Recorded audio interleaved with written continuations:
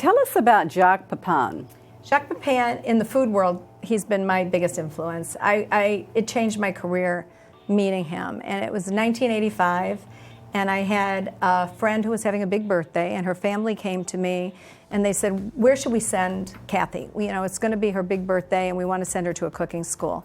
And I had taken 2 very large group classes with Jacques, and Jacques had given his phone number in case anyone wanted to know about his classes, because now people know him from television. He's done, 24 shows, 30 books. I don't know the exact numbers, but tremendous amount. But back then, everybody didn't know him, but he was my idol in the food world. And so I called the number, thinking I'd get his assistant to see where he was teaching, and a woman answered the phone, and I said, I'm calling to find out Chef Pépin's teaching schedule. And all of a sudden I heard the woman yell, Jacques, pick up the phone. It was his wife, Gloria, and it was his home phone that he gave 500 people at a cooking class. So he got on the phone, and when he gave his teaching schedule, he told me he was going to China. And he was going to China with Cindy Paulson. Of course, we all know Cindy. Yes. And Bo Freiberg, who was a pastry instructor at the Culinary Institute in St. Helena.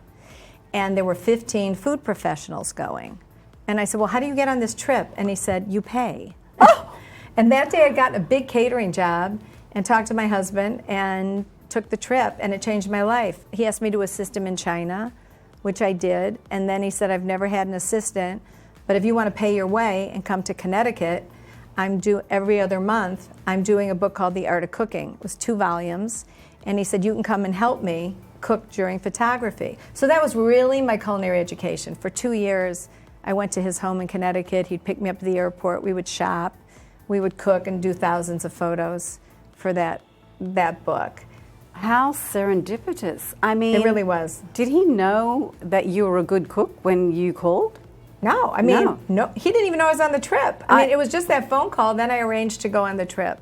Wow. So being pushy, yeah. They loaded the plane, and I saw there was an empty seat next to him, so I changed seats.